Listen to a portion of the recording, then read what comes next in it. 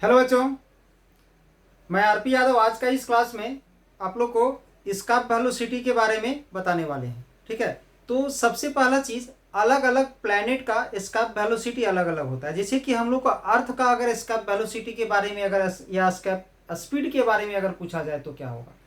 तो अर्थ यानी पृथ्वी की सतह से कोई भी ऑब्जेक्ट को अगर उठा करके अगर अपवार्ड डायरेक्शन में बाहर की ओर अगर फेंका जाए, ऊपर की ओर फेंका जाए, तो वह मिनिमम स्पीड या वह मिनिमम वेलोसिटी, जिस वेलोसिटी से उसे अगर फेंका जाए तो वो ग्रेविटेशनल फोर्स, अर्थ का जो ग्रेविटी जो होता है, जो उसका ग्रेविटी फील्ड जो होता है, उससे वो बाहर चला जाए और फिर वो कभी रिटर्न ना हो, तो उस मिनिमम स्पीड को, मिनिमम वेलोसिटी को हम अर्थ का स्कार्प वेलोसिटी कहते हैं। तो ध्यान दोगे, the minimum velocity required to project an object to escape from the earth gravitational pull, यानी ग्रेविटेशनल फील्ड, उसका ग्रेविटी, अर्थ का ग्रेविटेशनल फोर्स जहां तक लगता है उससे वो बाहर चला जाए।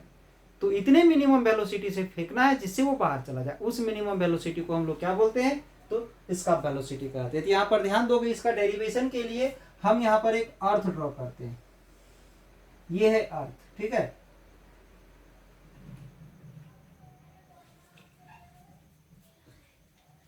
इसमें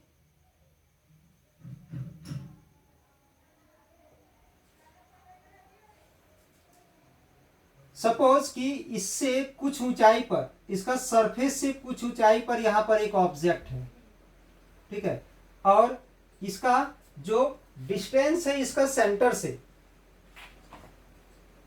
सेंटर, इसका सेंटर, इसका पहले हम लोग रेडियस ले लेते हैं, ठीक है।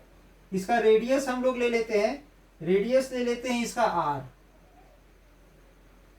ये आर ले लिए, ठीक है। अब यहां से लेकर के ये पूरा डिस्टेंस, इसको हम लोग एक्स ले लिए, ये ले लिए। अब हम ऐसा मान लेते हैं कि इस ऑब्जेक्ट को यहां से थोड़ा सा और अपवार्ड डायरेक्शन में, इसे पी मान लेते हैं, इसे ओ मान लेते हैं, इधर और ऊपर की ओर थ्रो करते हैं। यहां पर हम क्यू ले लिए, तो यहां से यहां तक का जो डिस्टेंस है उसे हम dx मानते हैं। तो सबसे पहले यहां पर ध्यान दोगे,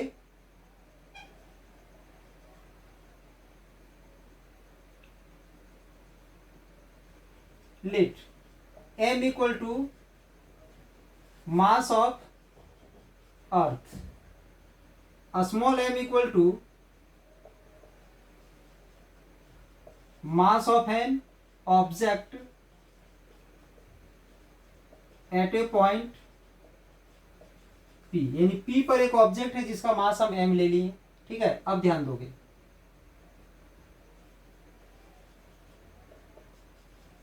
ग्रेविटेशनल फोर्स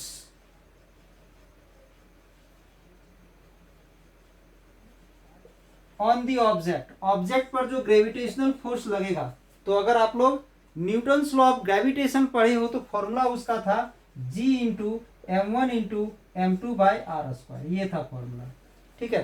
तो ये जो अर्थ है वो m1 का काम करेगा और ये जो बॉडी है वो m2 का काम करेगा। तो यहां पर आ जाएगा g capital M small m, और यहां से लेकर के यहां तक का डिस्टेंस x है, तो यहां पर आ जाएगा एक्स स्क्वायर, ठीक है। अब इसे थोड़ा सा और बाहर की ओर फेंकने के लिए जो हमें वर्क लगेगा वो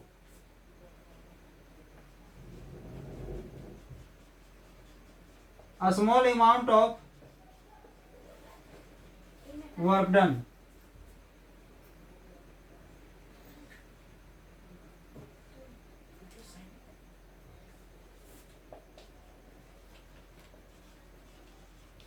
to displacing the object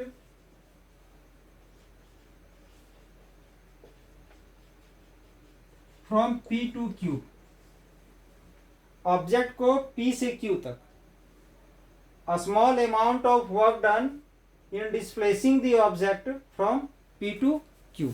तो P से Q तक उस बॉडी को ले जाने में जो small amount of work done जो लगेगा वो क्या होगा, वर्क डन का फॉर्मूला पढ़े होगे, फोर्स इंटू डिस्प्लेसमेंट। क्या पढ़े होगे, फोर्स इंटू डिस्प्लेसमेंट। तो फोर्स हमारा क्या है यहाँ का ये, और डिस्प्लेसमेंट कितना है तो dx, तो f इंटू क्या हो गया तो dx हो गया।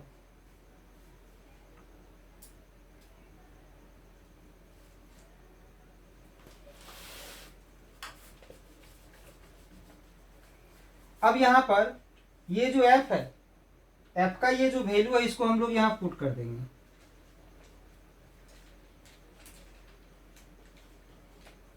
तो ये तो small amount of work done हो गया। अब total amount of work done किस चीज के लिए, इसका सरफेस से इंफिनाइट तक थ्रो करने के लिए। इंफिनाइट मतलब इतना ज्यादा दूर फेंक देना है कि फिर से वो वापस ना हो। तो यहां पर लिखेंगे total amount of work done in displacing the object from the surface of earth to infinity। यानी इसका सरफेस ऑफ अर्थ से इनफिनाइट तक उसे फेंकने के लिए जो अमाउंट ऑफ वर्क डन लगेगा वो। तो ध्यान दो, तो total amount of work done के लिए इसे हम लोग इंटीग्रेट करेंगे। तो हम लोग कहाँ से फेंक रहे हैं, यहाँ से फेंक रहे हैं। तो यहाँ से लेके यहाँ तक का उसका डिस्टेंस क्या था, तो आर था। तो यहाँ पर क्या ले लेंगे, आर ले लेंगे। कहाँ तक थ्रो कर रहे हैं, तो इनफिनाइट तक फेंक रहे हैं। तो यहाँ अपर लिमिट इन्फिनिटी आ जाएगा। किसे इंटीग्रेट करना है, तो इसका जो ये जो वैल्यू आया था नीचे हमारा, वो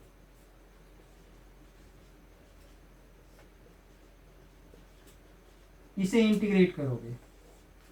इसमें से कैपिटल जी, कैपिटल एम और स्मॉल एम ये सब कांस्टेंट है, बाहर आ जाएगा। बच जाएगा 1/x² dx। ये जो 1/x² है इसे हम लोग लिख सकते हैं x⁻⁻² dx। तो इसे इंटीग्रेट करोगे, इंटीग्रेशन में पावर एक बढ़ जाता है। तो -2 में एक +1 करेंगे तो -1 बचेगा, और जो पावर रहता है वही नीचे आ जाता है। तो यही -1 हमारा नीचे आ जाएगा। फिर ये लोअर लिमिट यहां आ जाएगा और अपर लिमिट इधर आ जाएगा।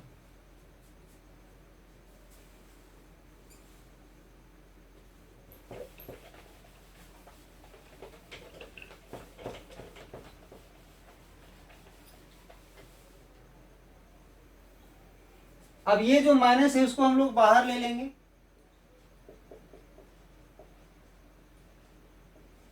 और ये जो x⁻⁻1 है,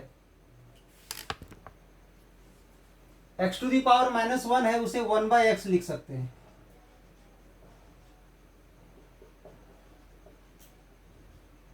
अब ध्यान दोगे, अपर लिमिट को यहां पुट करेंगे तो 1/∞, लोअर लिमिट को पुट करेंगे तो -1/r। ये तो 0 हो जाएगा, माइनस माइनस मल्टीप्लाई करोगे तो आ जाएगा प्लस। यानी ये हमारा आ गया वर्क डन। यानी इसको थ्रो करने में जो हमें वर्क करना पड़ेगा, तो हम लोग इसको फेंकने में जो वर्क लगा रहे हैं वो वर्क इसमें काइनेटिक एनर्जी के रूप में कन्वर्ट हो जाएगा। तो अगर इसका वेलोसिटी हमारा VE है, तो काइनेटिक एनर्जी जिसे फॉर्मूला होता है ना 12mv², यहां लेट कर लेते हैं। VE = इसका वेलोसिटी, तो काइनेटिक एनर्जी क्या हो जाएगा 12mv²। ये और ये जो वर्क है वो इसके बराबर होगा 1/2 mve² ये हो जाएगा। स्मॉल एम से स्मॉल एम कैंसिल होगा, 2 को इधर मल्टीप्लाई करोगे और VE का वैल्यू आ जाएगा G⁻M/r। ये जो स्क्वायर है यहां पर अंडर रूट हो जाएगा। ये आ गया हमारा इसका वेलोसिटी। इसमें एक रिजल्ट और होता है, याद रखोगे, Gm/r² = होता है स्मॉल g। तो Gm का वैल्यू अगर हम लोग यहां निकाल लेंगे तो Gr² हो जाएगा। Gm/r² यहां से स्मॉल g होता है, ठीक है। इसको इधर मल्टीप्लाई करोगे तो Gm का वैल्यू आ जाएगा, जिसको हम लोग यहाँ पर पुट कर सकते हैं।